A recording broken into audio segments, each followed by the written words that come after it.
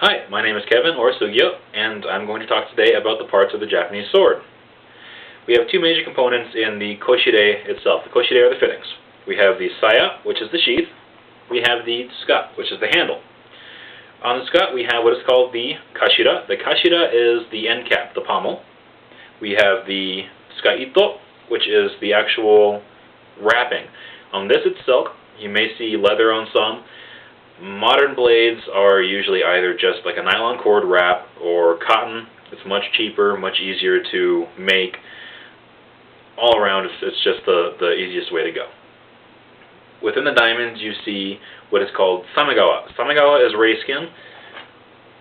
This is what it looks like in its rawhide form, though this is missing a very large section of it. It's already been used, but it gives you an idea of how stiff and strong it is. This one's done in panels. Ideally, it would be a full wrap, which holds the entire tsuka very, very tightly together. Added with the Tsuka-ito itself, makes for a very, very strong handle. We have here the menuki, which is an ornament. The ornament was originally used to hide the mekugi, which is the pin.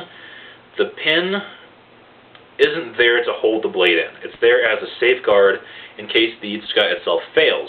There are a lot of companies nowadays that are advertising 2, 3, maybe even more mekugi, which is completely unnecessary. You need one. In fact, you don't really need any at all. The friction fit of the tsuka itself is enough to hold the blade in. That's just there for safety. We have the Fuchi. The Fuchi is a collar on the handle itself, usually done to match the Kashira. The Fuchi sometimes holds the wood together. A lot of times, though, it's just for show. We have the tsuba. The tsuba is actually not really a part of the handle or the sheath. The tsuba is the handguard. It's not made to block your enemy's sword from coming down and hitting your hand. All that's for is to keep your hand, which is here, from sliding to here when you have your blade out, because you cut yourself and that's no fun. For the saya, we have the Kurigata. The Kurigata is a cord knob used to tie the Sageo to the saya. The Sageo is this right here. This cord can be used to either tie the whole fixture, or rather the whole setup, to your obi, which is your belt when you're wearing it when you're walking around. It can be used to tie the tsuka via the tsuba to the saya itself. That way, when you're transporting it, it doesn't come sliding out. It's just basically to tie anything that needs to be tied. The saya itself is made of ideally honoki wood. Honoki is a species of Japanese magnolia. Very, very easy to work wood. Very, very strong, yet very, very light. On the end of the saya, we have the Kojiri. The Kojiri is a cap used to protect the end of the saya. When you set your sword down like this, you're hitting the end of the saya on the ground. When you're walking around, the saya is bumping up against things. This will keep it from crumbling. It will keep it from splitting, from chipping. It's just there to protect the saya. Some of them were made of metal. This one's horn. Horn's pretty, in my opinion. On the other side of the saya here, we have the kozuka. The kozuka is not found on all blades. In fact, it's not found on many katana at all. This is the kozuka. The unit as a whole can be called a kozuka, but the blade itself cannot. The blade itself is the kogatana. And when referring to the two parts, the kozuka is only the handle. Some of them were ornate. This one's got a nice carving of a dragon on it. Very, very pretty. Some of them were just a piece of metal used as the handle for this. The whole deal fits through the tsuba. I don't know if you can see it or not, but on this there's a hole right there in the tsuba. That is called the kozuka hitsuana. A lot of tsuba have another hole on the other side. That is the kogai hitsuana. The kogai is another piece that this one doesn't have. I can explain that later. The hole for the saya, for the kozuka, it's carved much like the actual inside of the saya is. This is a piece of horn used to keep this portion of the saya from splitting after a lot of use with that. Same as up here. This, on this blade here, is horn. Some didn't have anything there. Some had a little metal piece. This is the Koiguchi of the saya. The Koiguchi is the spot, Carps mouth, I believe the translation, where your blade actually fits into the saya. Now, for the blade itself, we have the habaki, which is technically part of the fittings. The habaki is the blade collar right here, which is what keeps the blade snugly fitted into here. It's also used to keep all of these fittings here from sliding further up onto the blade, It completely hides the hamachi, which is the edge of your blade. It's called the ha. The edge runs like this. You get to right about here, and there's a drop off like this. You get to your nakago, which is the tang. This part right here is called the hamachi.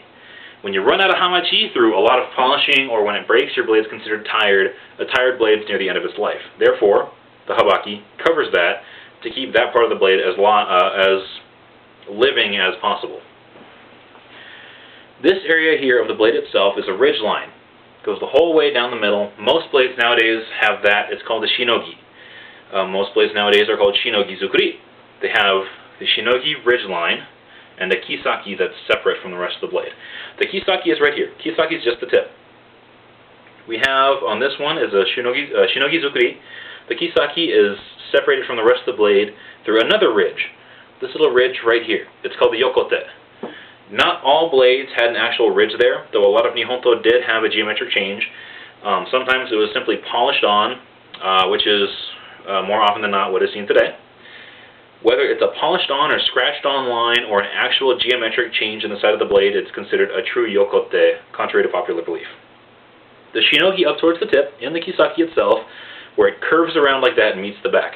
The back of the blade is called the mune, by the way, the spine of the blade. The shinogi line that comes like this is called the koshinogi, which is basically just a small shinogi. We have the shinogi-ji, which is the side of the blade above the shinogi, this part here. Run the whole length of the blade, of course.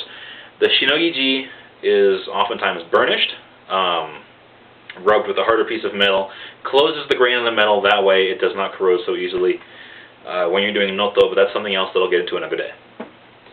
The ji is also part of the side of the blade, but it's from the shinogi towards the ha, which is of course the edge.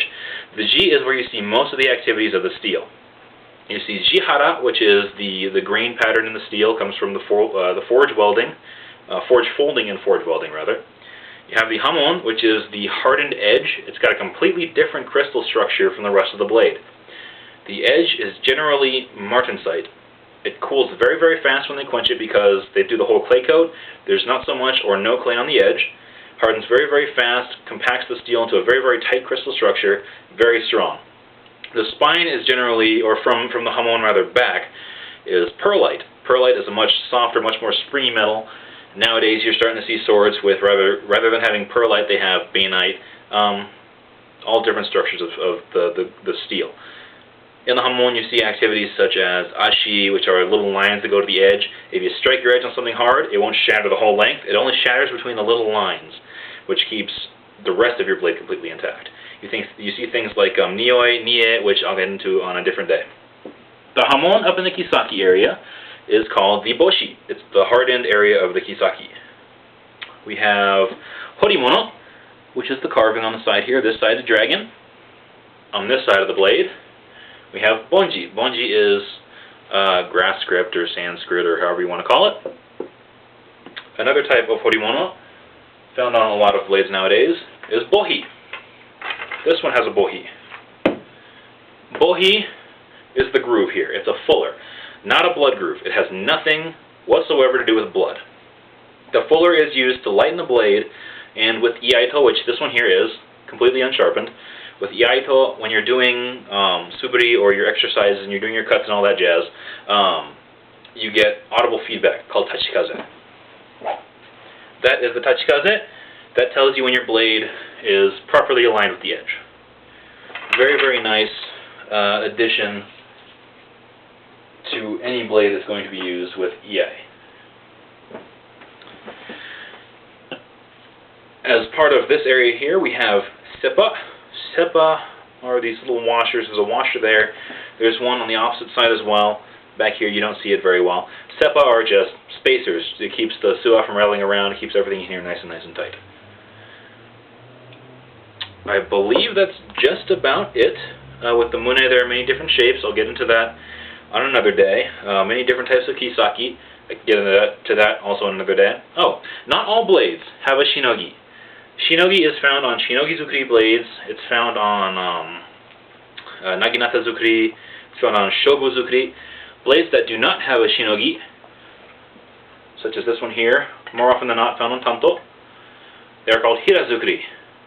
You can kind of see it now, I think, if I turn the blade like this. Completely flat-sided, there is no ridge.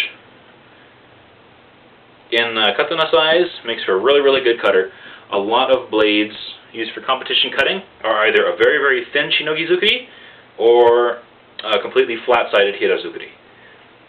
Well, as far as I know, those are all the major components. And I can talk about parts of the knuckle go on a different day as well. Thank you very, very much for watching the video. I hope it was informative. I hope it helped people, and I'll see you in the next videos, I suppose. Thank you.